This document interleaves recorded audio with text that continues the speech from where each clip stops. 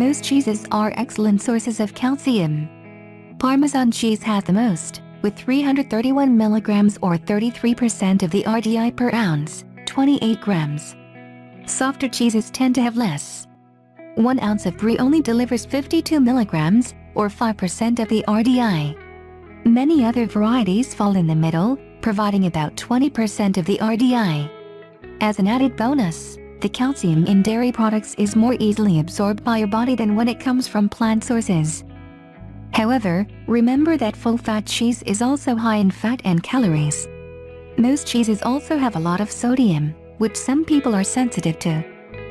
Calcium is the most abundant mineral in the body. Almost 99% of the body's calcium is stored in the structure of the bones and teeth.